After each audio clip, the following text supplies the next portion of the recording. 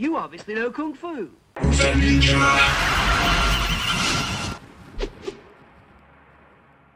Joining me today on the Kung Fu Drive-In podcast, I have a filmmaker, award-winning stunt professional, Red Bull free running world champion, which is crazy, a lifelong martial artist whose work you can see in things like Once Upon a Time in Hollywood, Hawkeye, Mile 22, most recently as the supervising stunt coordinator for the Righteous Gemstones. Cory DeMeyers. Cory, thank you so much for joining the show today.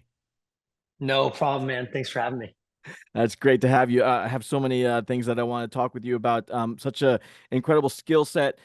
When I look at that, it seems like that whole skill set is based on the language of movement, not just understanding it, but interpreting it and expressing it in the most dynamic and impactful way possible. What was the progression? I'm going to assume that you started with your martial arts. So what was the progression from there to where you are now?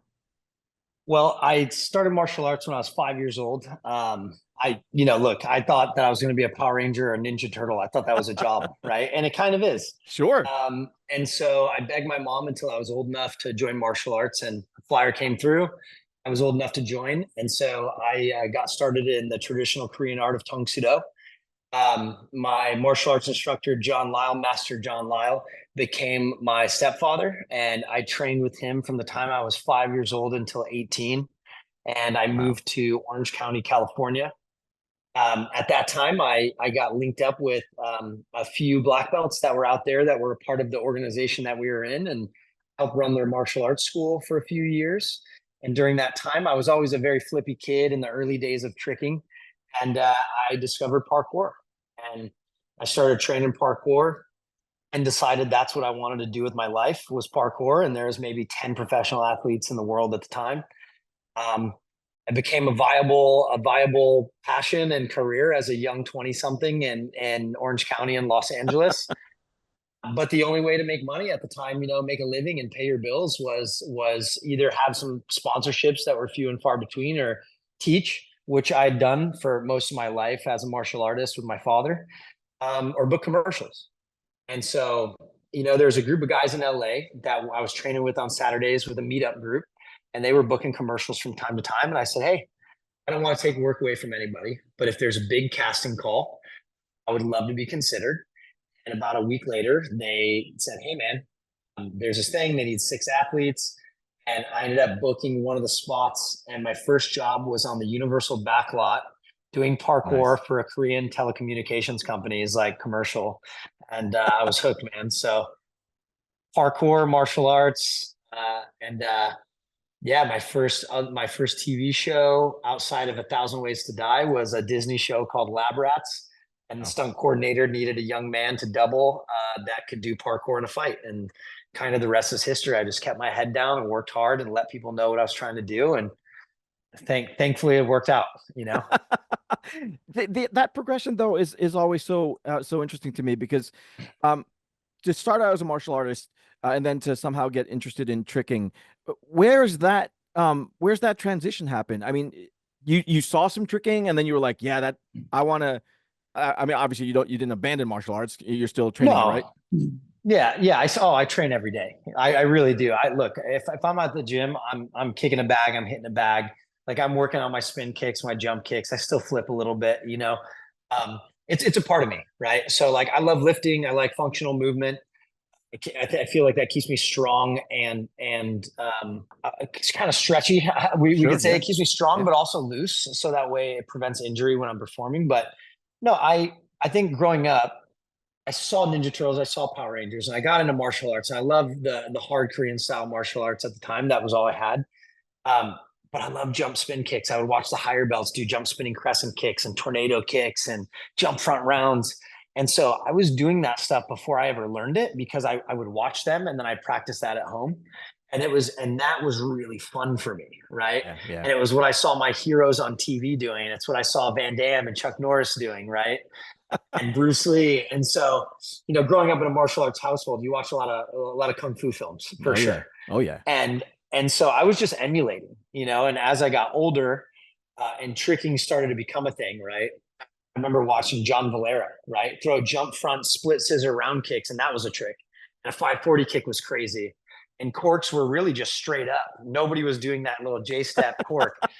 And so I taught myself that stuff in the backyard, watching videos online before YouTube. And so it was more for fun for me. It was never like, I never competed really in open tournaments. It was just something that I thought was interesting and was challenging. And the Ninja Turtles did it and the Power Rangers did it. So why couldn't I, you know? You didn't think about competing, but somehow you wound up a world champion in free running. I did.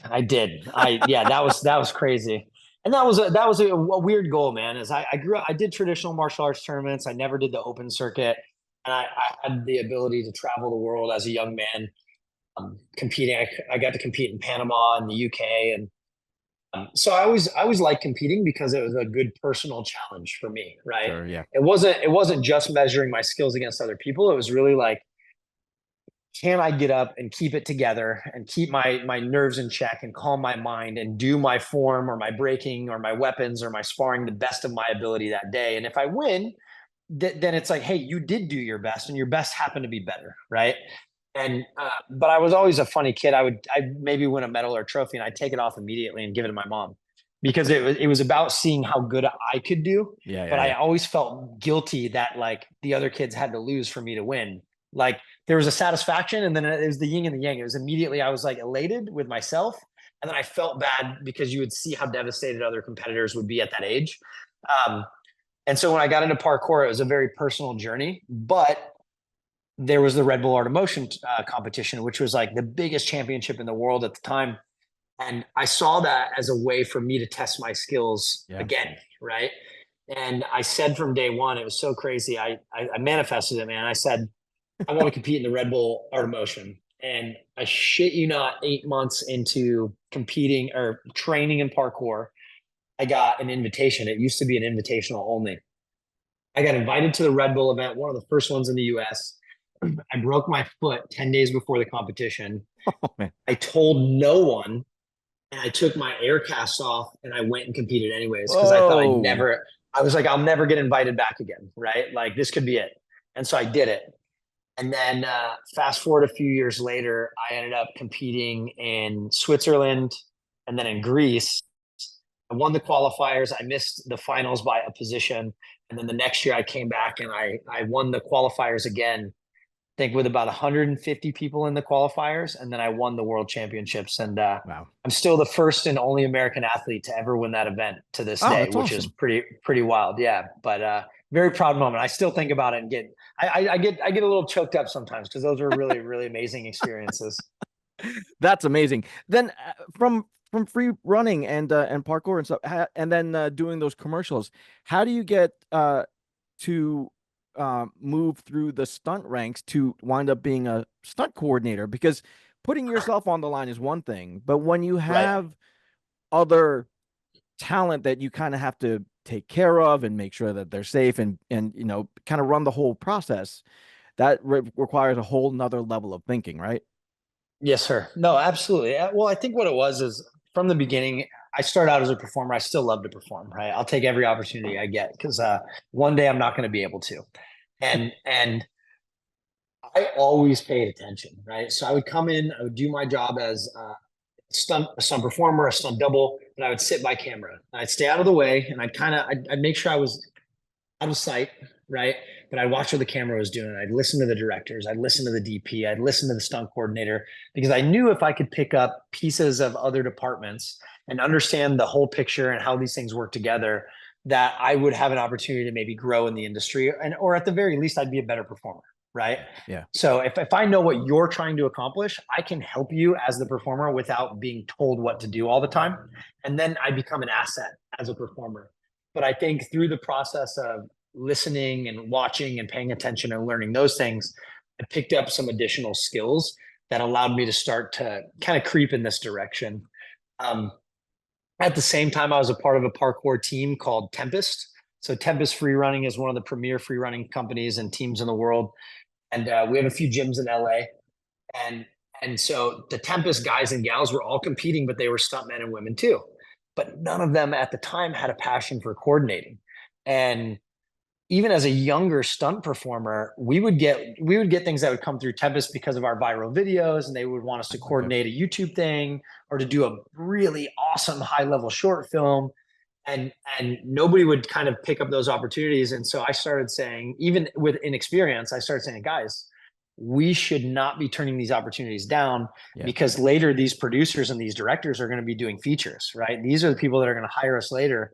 And so they were like, all right, if you want to take that on, you can do it. And so I started kind of coordinating some projects that had lower consequences, Yeah. right? Yeah. Yeah. They were still great films and great projects, but they had lower consequences. And I would always ask for help. I would Sure. never act like I knew everything, because I still don't. As a stunt coordinator, your job is to oversee the whole picture, and it's to build a team that can accomplish the job. And you need to have a level of understanding of all of the elements, but you don't have to be the best at all of those. You need to bring Right. in the best, right? Right. Right. So you have to be a leader, is what you have to be as a stunt coordinator. And so I would just ask my peers, right? And Yeah. find mentors that can help me navigate the world, and then learn those lessons along the way that allowed me to continue and grow and be better, right? Yeah. So that was the beginning. And I did a movie called Mile 22 Hmm. with Mark Wahlberg. I did a fire burn where I had to run through. It was the opening sequence of the movie. I doubled one of the Russians, and I come running through the house through these flamethrowers on fire. And I jump out of a second story window, get blown up, hit the deck, get back up, and then do another high fall off the balcony through some balsa. And I met Kevin Scott. And Kevin Scott is a brilliant second unit director and an awesome stunt coordinator, and just a great man. Like, he's always trying to help people in this business, and leave a legacy of assistance and growth, right? And Kevin was the second unit director on that, and he saw my abilities, and he gave me an opportunity to come in and work on a project called Project Power with Jamie Yeah. Foxx and Cool. Joseph Yeah. Gordon-Levitt and Dominique Fishback. And I came in as the fight coordinator, thinking I was going to be a part of the fight team. I had just gotten off of a show called Future Man with Josh Hutcherson. I was the fight coordinator on that. He Nice. said, "Hey, I heard that you could help build fights." I said, "Yes, sir." It's like, "How do you feel about fight coordinator?" And I said, "Oh, okay." And so he really kind of gave me my biggest opportunity in the coordinator realm, and allowed me to be the stunt coordinator for first and second unit on reshoots, and just took me on a ride for a few years, and really purposefully helped me grow into the position that I'm in now. That's cool. That's cool. Fight coordination though, isn't that far out of your wheelhouse as a martial artist. You know the movement, you know how to control your body in space and all that, right? But say for something like the Righteous Gemstones, where you're doing the monster truck sequences or the car Right. crashes or that's again that's a step up into areas that not necessarily so well known to you, right? And then Yeah. on top of that, you've got time constraints being on TV. So how Goodness. quick how steep was that learning curve to change your mindset to get into that and just make sure that all of that goes right? Right. Well, a little secret of mine is I actually moved to California to build and drive race cars. Right. So I Oh, thought nice. that's what I was going to do. I was a little street racing kid, that grew up in Flint, Michigan, building cars, swapping motors before I was 16. And so I'm very comfortable around cars. And I had done some driving on set. I drift, right? So I would go out with Nice. stunt coordinators who are friends of mine, like Justin and I would go out and drift with some of the boys. And so cars I'm comfortable with, right? So building the chase scene, I felt good about. The monster truck was new to me, right? It's a 12,000 pound killing machine, bro. It is designed for destruction. Like, that's what they make them for. And you're like, hey, we're going to bring this bulldozer on set, and we want to do all this crazy stuff. And we want, 100 background actors as the militia and 15 stunt people and 6 cameras. Like, how do we do this? And so I think the learning curve is this, right? Admit you don't know everything, right? Yeah, Talk to the experts and be open to learning. And and sure. and then and then take that information, sit with it and digest it, and start to figure out how that applies to the scenes that we're trying to execute, right? Because nobody's ever going to know everything. And I think that's like a big misconception. Like, the biggest coordinators in the world the longer they're coordinating, have experience with more things, but they're not an expert at all things. And what they Right. do is they bring in the best, right? And so Ryan Disharoon and his father Rick own the metal shop which built the Redeemer. And Right. so when they were building this truck, and we were originally, I mean, from my purview, we were using it for an episode. And then once it showed up, it was like, we're using this for as many episodes as possible, right? I immediately was like, I called some of my friends who had driven in Monster Jam or had driven monster trucks that are stunt guys, and I talked to them a bit. And I got some knowledge from them, but then I just talked to the experts. And I said, hey, you guys built a truck. Let's have a conversation. And they have trucks that work every week.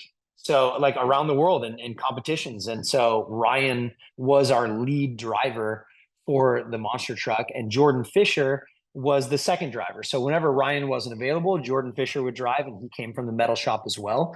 And they both were outstanding, but we wanted the best. We got to be able to hit marks and do things with monster trucks that people weren't doing on television at the time. And so you bring in those guys and you listen to what they have to say. And then my job as the coordinator is to facilitate and get them what they need to be successful. Right. Yeah. Yeah. So What was the collaboration like then with you and like say the directors or the showrunners, just to make sure that you interpret their vision for the whole scene, and then still be able to, to put your spin on things and make sure that it's a Cory DeMeyers thing that's going on screen right now. I mean, I think you know what the Cory DeMeyers thing is, man, is like a real honest collaboration that comes Yeah. from a place of story, right? Like I always like to, I think of myself as a stuntman, but also a filmmaker, and story is key, right? Like there's a few movies that we all love that are just ambiguous action, but for the most part, to remember a film, the story has to be connected to the action, and the action has to drive the story, right? And so what I really try to do is find out like these guys are really great at Rough House, right? Our writers are amazing at writing this outrageous action, and most of what is on the page is what we end up doing, right? But it's how can I help you heighten that? Because you maybe haven't played in my sandbox in the ways that I have, so you might not know that something bigger is possible, or something that is easier to execute is going to look more dynamic, right? Right. It's not always the hardest thing that has the most impact. And there's a little bit of psychology with the viewership as well. And sometimes you can do something that's a little easier that has a much greater impact in camera. And so I start with the story and make sure that anything that I'm trying to pitch or add is going to drive the story forward and help develop those characters. But these guys are a dream, and they're open to collaboration. Cool. With Danny and Jody and Jonathan Watson and David Gordon Green, who are our 4 directors on the show. It's best idea wins, right? They're all brilliant, have their own ideas, and their ideas are making it in camera. You better believe it. But if you have a pitch and you feel confident in that, and it's something that's going to make the story better, they're on board. They're 100% on board, and I can't thank them enough for that level of openness on set and in the room when we're doing these meetings. But I think a direct example for you would be the car chase. Mm-hmm. We did that car chase in episode 302. We were going to do the pipe ramp. That was always in there. And then the black truck, they wanted to T-bone a dump truck. Well, T-boning a dump truck that's not moving with a guy in a vehicle driving it takes you from 40 miles an hour to a dead stop, which is extremely dangerous for the driver, right? Even in NASCAR wrecks, when you wreck at 120 or 180 to 200 miles an hour, you're spinning, right? So you're scrubbing speed, and that centrifugal force is actually like you're dissipating energy the same way in martial arts or parkour that you roll. So you're still dissipating impact as you crash, right? Sliding down the wall or spinning down the track, but 40-mile-an-hour dead stop can cause brain damage, right? So my pitch was, look, I understand the speed and the violence that you're trying to create in this moment, but there's something else that we can do with the vehicles that's going to give you the same speed and violence, and might actually be more fantastical. And that's what we call a sidewinder, right? And a sidewinder, if you don't know, is when you drive the car into the A-pillar on the front end and you crunch it just off the headlight into that A-pillar. So when you get to the stiff portion of the A-pillar, it spins the truck or the car off the side, right? And so I showed a behind-the-scenes video of a friend of mine that had done a sidewinder. And then I showed what it looked like in camera on the final movie. And then I showed it with the Matchbox cars, what it would look like. And Jody looked at me and he said, "All right, man." He's like, it was something along the lines of like, "That's pretty cool. Like, we can do this." And I said, "Yes, sir." Nice. And he said, "You think that's going to be violent?" I said, "Absolutely." I said, "All right, here we go." And so that was the sign off, is like, what we're trying to do is going to look awesome, but it does have the potential to be more dangerous. This is going to look way more dangerous and look really crazy, but actually, believe it or not, is safer for our driver. And so Yeah. that was one of those examples of like, I got to pitch something that made it in the show and had a big impact, but kept our guys safe, and the team signed off on it. That's cool. Now, speaking of outrageous action and openness, and I haven't seen it, so admittedly, I'm not sure exactly what we're talking about here. But this nude fight scene in Oh, episode dude, 6, talk to me it's about this. What's violent, going it's on there? funny. Well, our BJ character's wife had a little bit of an extramarital situation happening throughout the season, and her lover that she tried to dismiss and get away from just wouldn't let it happen. So BJ finally gets the courage to confront him face to face, and when he does, he finds him in a compromising situation, masturbating in his bedroom. And when he does this, he decides to sucker punch him in the bed. Of And course. he wakes up and proceeds to kick poor BJ's ass all through the house. And we did that with Tim, who plays BJ, and Steven, who played Steven in the show. And we had an intimacy coordinator to make sure that both of them felt safe. Not only our actor who was nude performing the fight, but the actor who's in the scene working with them. And they're the stunt coordinator of intimate situations, right? And they get to be a buffer between the actors and production to make sure everybody's getting what they need while still feeling comfortable. And Steven did it. He did his entire fight naked, because he knew that would make the most impact on the audience if we didn't have to try to shoot around him, right, with a double.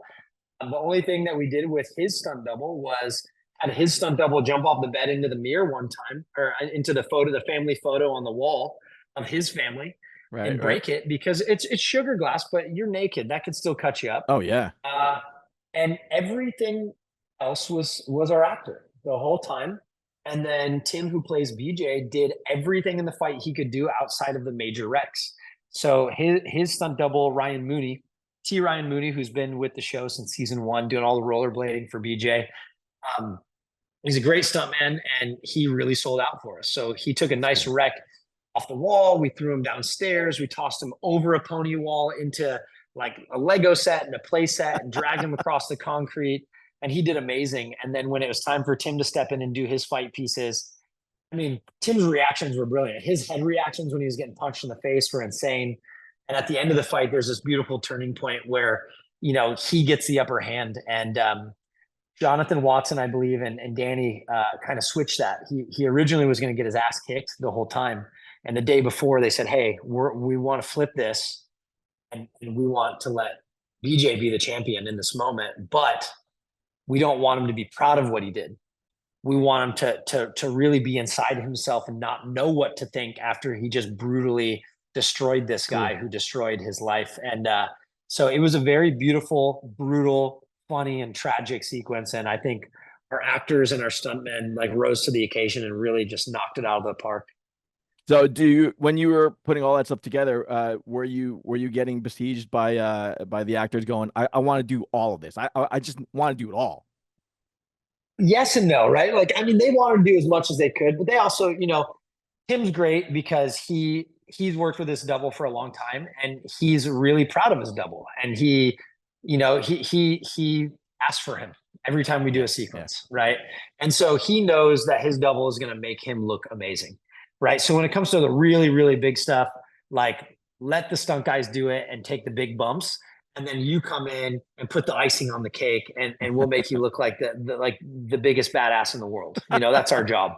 And they were both very cool about that. And Steven didn't have to take any big falls, which allowed him to really be physical, grabbing BJ and throwing him around and tossing him over the walls and throwing his punches. And it was safe for him, but he was in a vulnerable situation being nude. And so we just made sure that we took all the additional safety precautions while he was doing his fight, because he Cool. was physically vulnerable in those moments, to edges and Sure. Yeah. toys on the ground and all this other crazy stuff in the house. All right. That continuing then with your progression, you're a filmmaker as well. Uh, there's a huge movement in the film industry where the guys that were just stunt guys at one point are making some of the big blockbusters that are captivating audiences all over the place. Is that the next step for you as a filmmaker, going into writing and directing and making a whole Cory DeMeyers production now? Yeah, man. Maybe it's cliche to say yes, but yes. When I was a parkour athlete, we used to have to shoot all of our own videos for our sponsors. And my partner and I at the time would shoot very cinematic stuff because we were working in film. And so we wanted to raise the bar in the parkour industry and shoot cinematic action in the sport, right? And moving forward, I would love to second unit direct. And I've had opportunities to set camera for sequences, and I've shot a lot of previs. And I think, look, I'm not in a rush, right? I'm Yeah. not in a rush.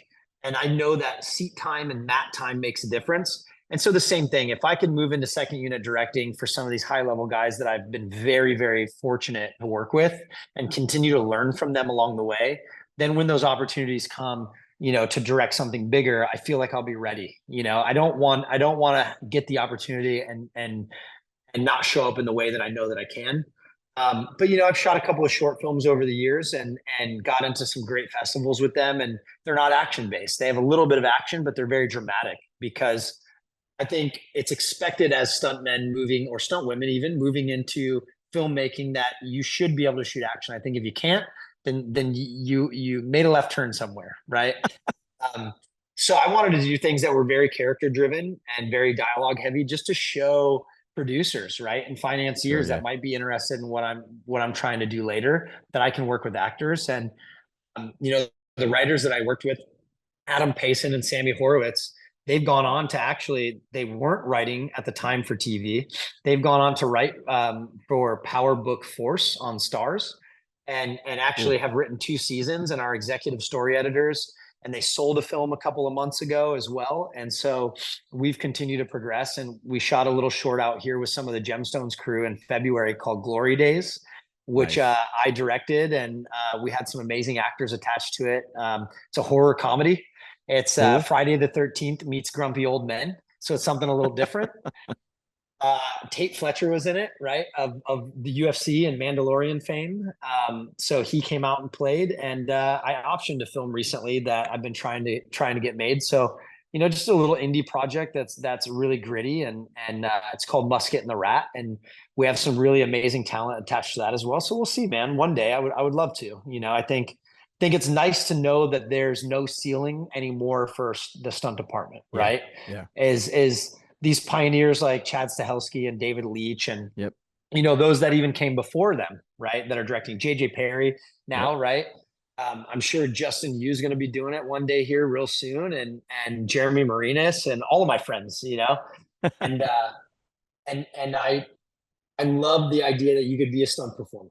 You can move into coordinating. You want a second unit, you could do that. And some people want to stop there, and that's great. That's a beautiful living, and it's very fulfilling. But if you want to direct and produce, there's an opportunity now, and our mentors are opening the door for us. That's cool. So yes, sir. Long story long. I would love to move in that direction eventually, but I want to make sure that I'm ready when I get there. Yeah. Now I have a note here that you have something in the works called Nutcrackers. Can you talk to me a little bit about that? Are you allowed to? Yeah, I can talk a little bit about. I can't give any details, but it was this beautiful film that David Gordon Green directed.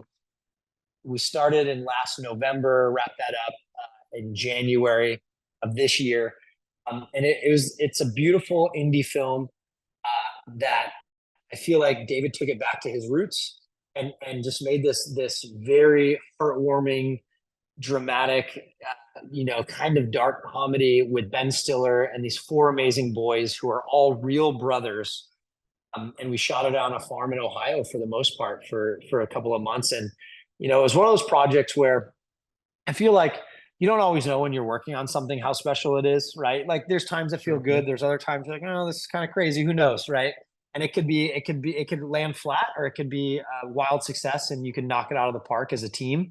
Um, and it wasn't the gnarliest stunts in the world, but it was a lot of really fun and story driven action for me. Yeah. And it was beautiful to be a part of something like that shot on film that was so heartwarming. And I think a lot of us on the project felt like it was very special.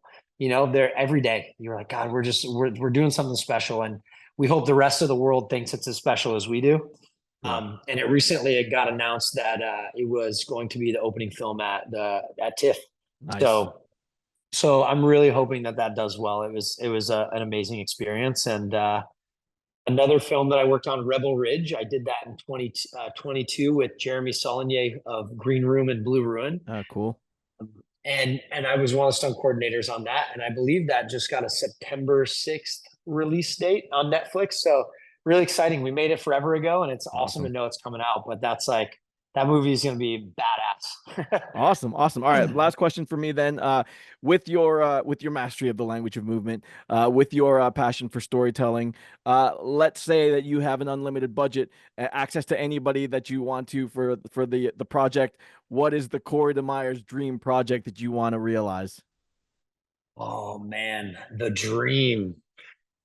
Oh, I've always had a very keen interest in vampire films. Oh, nice. I've loved vampire films since I was a young man. I have a concept that my friend and I have been kicking around. That's a modern day vampire slayer, vampire hunter story. Cool.